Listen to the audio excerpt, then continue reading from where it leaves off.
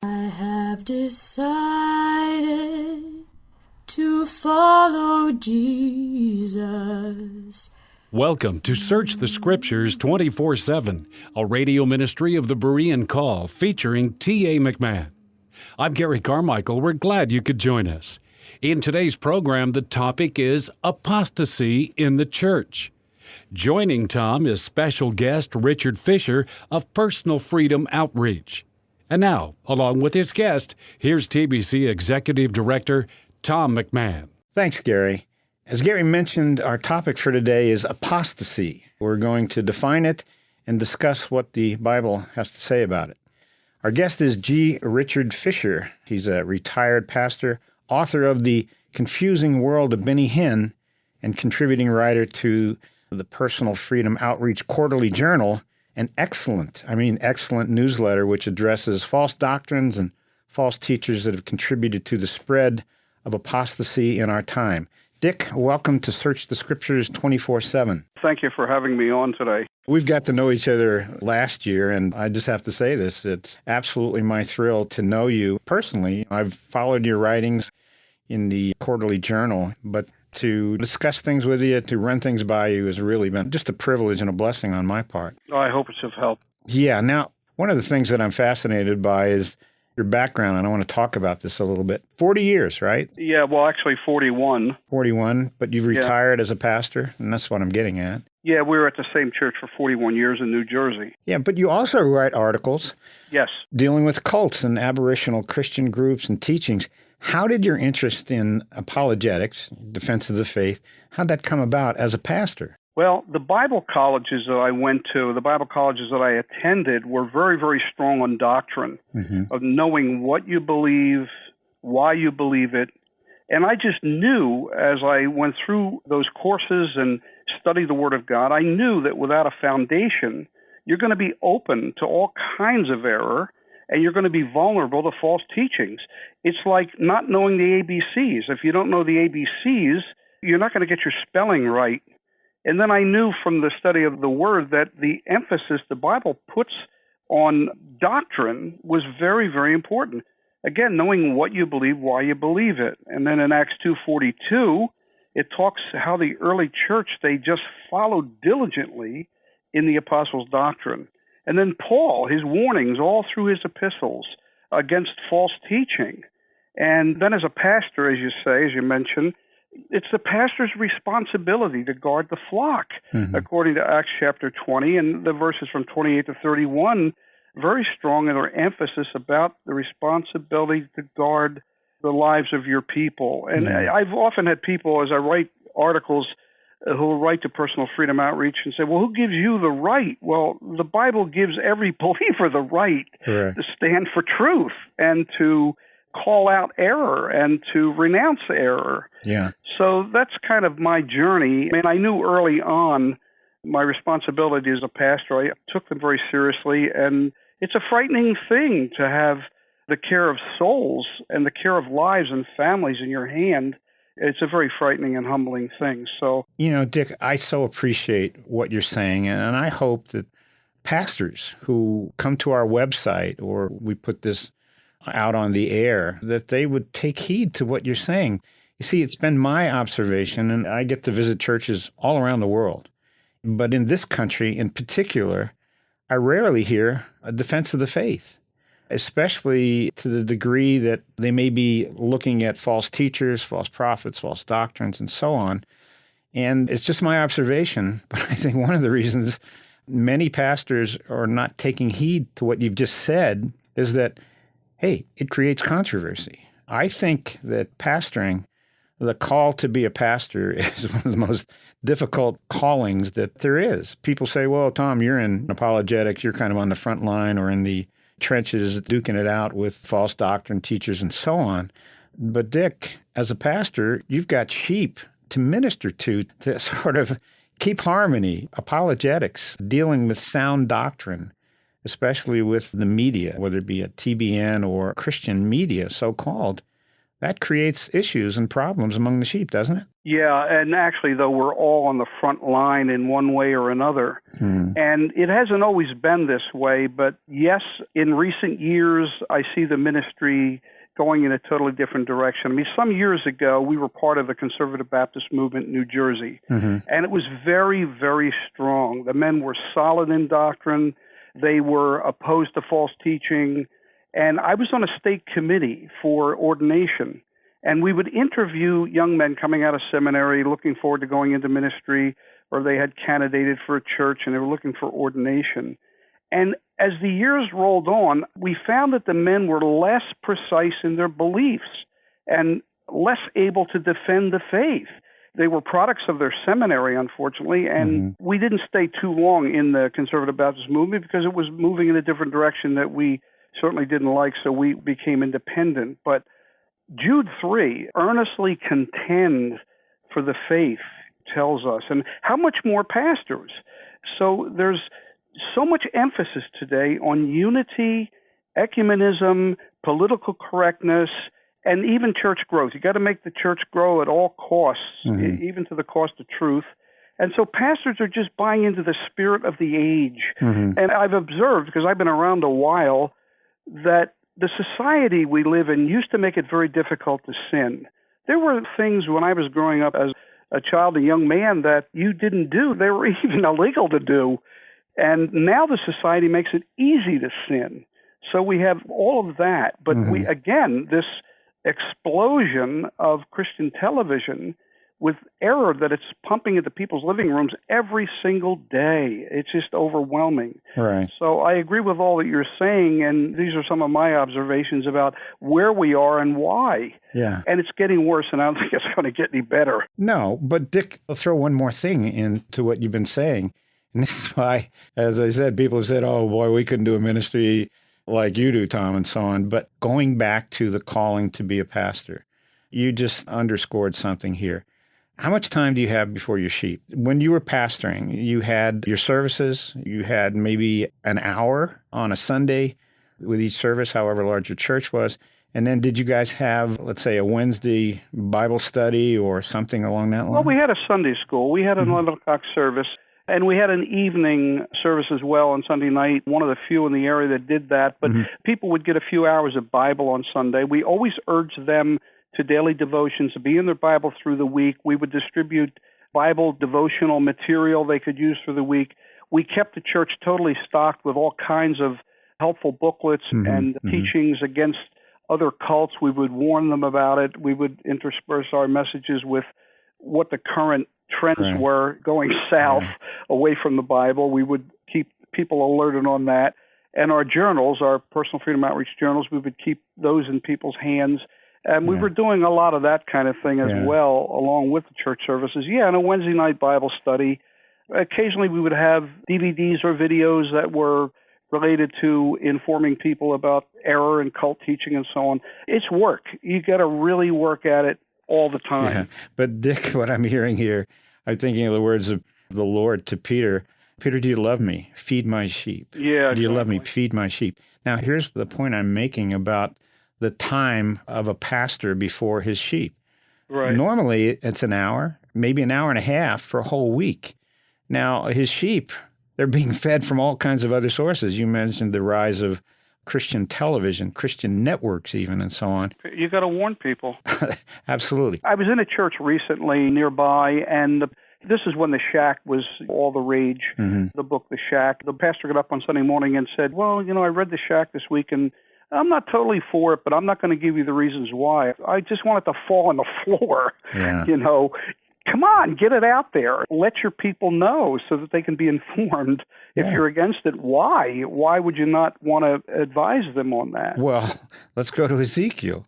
If you see the evil coming as a watchman and you don't warn the people, well, guess what? Their blood's going to be on your head. Now, exactly. It sounds extreme, but this is what we're talking about, that we have a responsibility. Those who have biblical content information, well, we're to encourage, as you said at the beginning of the program, we're to be Bereans. We're to search the scriptures daily. And these weren't even Christians, right? These were Jews in the synagogue of the Greek city of Berea. Well, you know, it's interesting, too. We live in a day of just this mysticism. trips to heaven, you can make a trip to heaven in your lunch hour. Everybody's going, everybody's doing it. Right. And we hear all about, especially miracle gifts and mystical gifts and so on, but nobody talks about the gift of discernment. Whatever happened to the gift of discernment? Well, it's just forgotten. It's overlooked. But if somebody is being spoon-fed, whether it be from the pulpit or they're getting their information from Christian media, and they're not checking it out, well, there will be no discernment. You have no basis for it. As you said, you learn to read. Well, you're not going to read unless you know the ABCs. You're not going to be able to understand communication unless you know a little bit about grammar and how things communicate and so on. That's where we are. Yeah, also to mention, too, that for a number of years, we ran an evening adult Bible institute. We set up doctrine courses, church history, archaeology, and we actually would do it on a Monday night for working adults and have them come in, just like they're going to Bible school. And it really did lay a foundation for a strong leadership in our church because they were being trained in any way that's possible. If there's a Bible school or Bible college or seminary nearby that you can trust, you can feed your people into that. I mean, there's just so many ways to do it. But it's not happening. As I said, I know. I go around the world and I'm excited, whether it be in England or New Zealand or Australia, and I ask people who tell me that they have a fellowship, it's a small fellowship, but they love it. And I said, "Wait, what about a Bible study?" "Oh, yeah, we have a Bible study." And I said, "Great, what book are you in now?" And they'll say, "Well, it's a book by John Eldridge." Or if it's women, they'll say, "It's Beth Moore." Oh, boy. And I don't know what epistles that they wrote, but I'm being facetious here, but it's a serious deal. So, Dick, it seems to me, wherever I go, there's a mentality of getting away from what you just suggested and recommended and did in your church to extra biblical information. God has gifted people to be teachers. But if I'm hanging out on a individual and that's where I'm being fed with the Word of God, well, it's spoon feeding. How can I even judge what they're saying? They may have some great teaching, but I'm not going to know because I don't have anything to compare it to. Or they may be giving false teaching. I'm not going to know. I'm just going on the basis of a personality or who's popular or who everybody's reading and so on. That's deadly. And sometimes it seems benign, and there's some error that's not quite as bad, but it's junk food doctrine. People are never going to grow. Right. They're not going to be healthy spiritually. And it's just these kinds of things that people are absorbing. Yeah. It's amazing to me. And Dick, even if somebody says, "Oh, you don't understand, Tom, our pastor, I mean, he's one of the best teachers. It is so great." There can be a downside to that. I mean, if a pastor is so good, such a great speaker, and his understanding of the Word is so good, and I end up just hanging on to that individual, well, guess what? We talked about the hours of the day or the week, let's say, in which people are being fed. Well, if that's the only meal they're getting, they're going to be anemic. Exactly. And not be able to, again, go back to discernment and so on. Now, Dick, I want to take us back a little bit, and you correct me date-wise here. Personal Freedom Outreach. You guys got started in the 70s? No, actually the early 80s. I didn't get on board right away, but within a few years of the founding in the early 80s. It goes back to a guy named Wes Walters and Kurt Gadelman. Wes since passed away, and Kurt's still running the ministry. Right, doing a terrific job. Kurt's fantastic. Now, here's what I want to talk to you about a little bit. All right. Because there's an analogy here between myself and Dave Hunt when we started dealing with issues. Right. Doctrinal issues in the church. But prior to that, the direction of Personal Freedom Outreach was primarily cults, wasn't it? It was cults. The early years, we only addressed what we call mainline cults. JWs, Seventh-day Adventists, Christian Science and all, what we would call the mainline cults, the older cults, right? And also, there were many other ministries that were being raised up to do that as well. So there were these large amounts of apologetic material. I mean, go way back to Walter Martin even, that were being generated. So there's books and booklets and tracks and tapes and DVDs and CDs. And PFO offers a large inventory of all of these kinds of things, right? But you can't keep reinventing the wheel. And often when you're asked about an issue, you can give a book or booklet that covers a lot of that rather than have just keep writing the same thing over and over. So we were just in that mode in the beginning with JWs and Mormons and SDA and so on. But as the televangelists, as they multiplied and metastasized, like mushrooms, so did the errors and the heresies. And we were beginning to realize that were people in the millions were being bombarded, and clones were cloning off of these guys. We got so many people out there that were Benny Hinn wannabes, and it was proliferating. And the publishing houses that were once dependable now, they're all market-driven, money-driven, offering books with the worst extremes. You can get a good book, you can get horrible books. Well, Dick, let me throw this in just to keep that thought going. I want to give you an example from the Berean Call has been a ministry for 20 years. Right. But Dave and I have been dealing with these kinds of issues for about 35 years. 25 years ago, we did the seduction of Christianity. But here's the analogy. Just as you guys, as you've articulated, moved away from cults. No, we didn't move away from cults. I don't mean move away, but I mean, let me... in the emphasis of in terms of emphasis. Journals, okay. Yeah, exactly. But what I'm getting at here is that at the beginning, my involvement with Dave, we dealt with things like Mormonism, the Godmakers. Right. Dave did the book with Ed Decker. I did the documentary of the Godmakers. Well, that's what was needed. Yeah, but here's the interesting thing about it.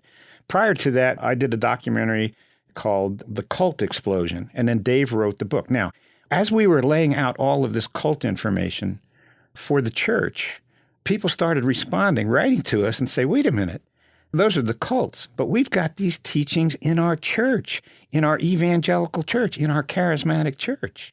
And out of that came the seduction of Christianity. Which I was going to mention, yeah. Right. You guys were one of the groundbreakers on all this stuff. And what was interesting, probably it became a bestseller, not necessarily because we were trying to straighten people out on doctrine and sound doctrine, but because we named names. It was controversial. And I don't know of a book written by a mainline Christian publisher that ever did that before. But Dick, just as you guys have done in PFO, you've got to document this stuff. You've got to show who said it, when they said it. Like I'm holding a book here. You're probably familiar with the book. The Confusing World of Benny Hinn. Right. G. Richard Fisher, Kurt Gettleman, and some others. Yeah. I mean, this book would have been meaningless if you couldn't quote Benny Hinn and you couldn't show people how his doctrine and his teaching was false. Yeah, we made a trip to Israel, too, just to document his early years, even all the lies that he told about his early years in Jaffa in Israel. Right. So, yeah, that was heavily documented. We had to. We got legal. It's not the power of the Lord, it's the power of the lawyers, because we got threatened with this lawsuit on that book, and we wrote his attorneys back, and we don't have an attorney. We just said, look, if you can find anything that's factually wrong, let us know and we'll change it. It was just a big ploy to try to get the book off the market, but they never bothered writing back. Right. So, well, again, this is so important in this day, in this age, with regard to the body of Christ, with regard to Jesus. When his disciples asked him, what would be the sign of your coming in the last days? He said, take heed that no man deceive you. That's Matthew 24:4, and then 24:24. It says that the deception would be so great that if possible, even the elect would be deceived. So this is what we have to do.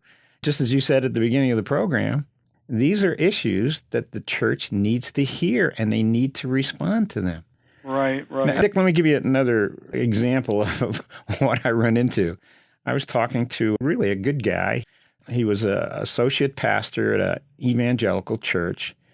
And I had never been to the church, but I just assumed that the guy was understanding the scriptures and knowing what's going on with regard to the issues in the church today.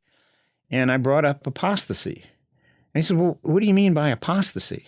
And I said, wait a minute, Pastor. What I mean by apostasy is what I just quoted, Matthew 24:4 and 24:24. And then I could go through all of the epistles. They're all about false teaching coming into the church. Well, I can't say all about. For the most part, I can't think of an epistle that doesn't deal with that. Every second epistle deals heavily with it.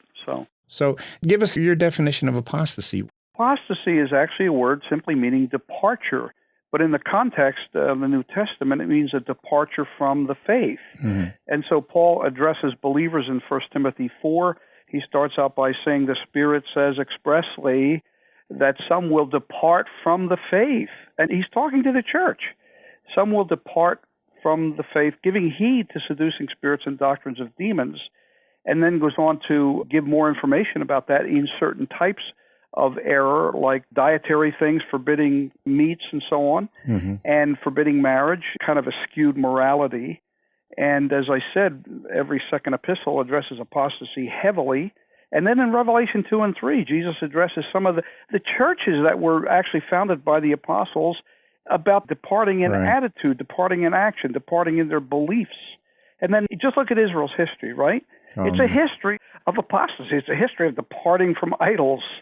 And so Paul warns us again, 2 Timothy 4:4, they'll turn from the truth and be turned to fables. Right. And that's to the church, you know. Just going back to what we said prior, though, what we found out with observation and study and research was a lot of the aberrational heretical teachers and these aberrant groups were using names like Smith Wigglesworth and William Branham and Alexander Dowie and A.A. Allen. So we began to research these guys and get into biographical material, and we have a lot of articles on different people because we want to know who they are and what they actually taught.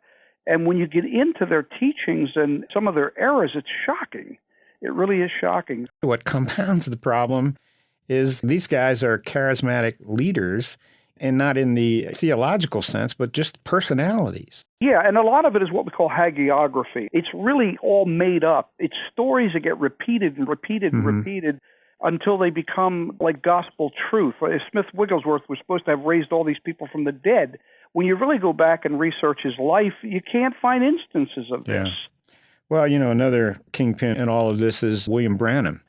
Yeah, we could talk, and we will. We've got a few minutes left in this particular program, but we're going to pick it up again in our next program with you, Dick. But William Branham, you want to talk about heresy after heresy, blatant heresy, and foundational to one of the icons of the whole latter rain Manifest Sons of God movement, which is foundational to much of what we're seeing today in the charismatic church. Well, charismatic Pentecostal. Not all, but this is certainly a major movement. Well, we would say extremist charismatics. Yeah, there are extremists. And there are some mainstream, and there are some guys that are really trying to hold the line. I know of a number of them. But, boy, when you get into extremist Pentecostalism and extremist charismatic, it's a zoo. It's awful. And now they have the media to work with in terms of getting their spurious teachings, doctrines, and so-called out there. There's no holes barred. Now, Dick, I'm going to close this segment of our program, and we're going to pick up with you in the next program. But I just want to encourage our listeners. Folks, what we're presenting here is not just hearsay. This is why I love to have Dick on as a former pastor, just retired. He has a pastor's heart, a shepherd of the sheep. And our concern, our real burden here is to make sure that the sheep have an idea, are informed as to what's going on. And that's what we're doing. So, Dick, again, thank you for being with us in this program, and we look forward to picking this up in the next one. Oh, thank you. I have decided to follow Jesus. Please visit our website, thebereancall.org, to access our radio archives going back to 1999 and our newsletter going back to 1986. We offer daily updates by email or visit us on Facebook or Twitter. Are you looking for information about a specific topic? Go to thebereancall.org and click on Topics at the top of the page. Our online store is thebereancall.com. We offer a wide variety of books, tracts, CDs, and DVDs. Note that most of our ebooks are free. I'm Gary Carmichael. Thanks for tuning in, and we hope you can join us again next week. Until then, we encourage you to search the Scriptures 24/7. Though none go with me, I still will follow. No turning back, no turning back.